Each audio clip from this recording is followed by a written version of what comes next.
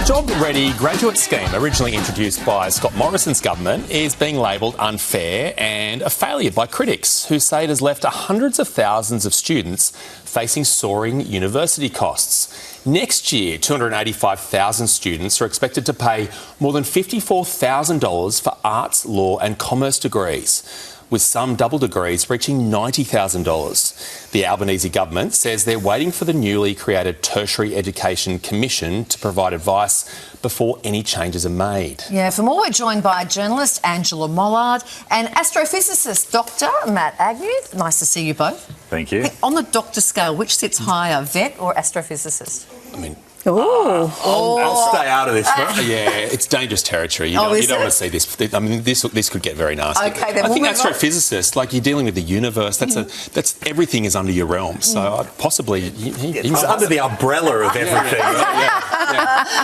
Ange, the idea was to make degrees like nursing and teaching cheaper, but is the system therefore burdening some of the other students? Oh, absolutely it has. I have a daughter who's gone through doing an arts degree and, you know, with a HEX debt or help debt, whatever you call it now, of more than $40,000. Now, Scott Morrison brought this in, but it was ill-considered because it didn't take into account where AI was going to take us. It didn't take into account the fact that kids at universities now are running so much of their work through a bot, through an algorithm. So are they actually learning? So I think we need a much deeper conversation about the point of university, whether we need so many kids actually going. There's ambitions to have 80% of school leavers going to university.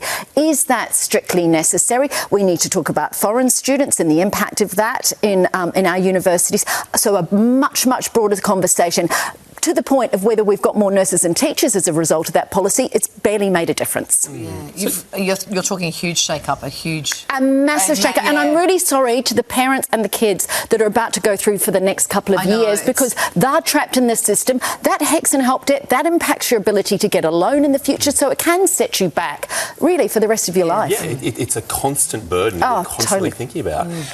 Dr. Matt, if this isn't the solution, if it does need a reshake, or how do we direct those graduates into those low uptake areas where we need them? Yeah, I think probably financial incentives is the way to do it, but this feels it's more sort of a punitive way, where if you pursue degrees that are not being sought after, you're going to be faced with these really significant financial burdens. Whereas I think maybe it's a rejig where the incentives are, rather than ballooning the ones we don't want, it's discounting the ones we do. Maybe it's some sort of restructuring thing that will entice people to go chasing these degrees, or chasing other sort of apprenticeships and going into trades and things like that. So we know there's a shortage across a huge slew of different career paths.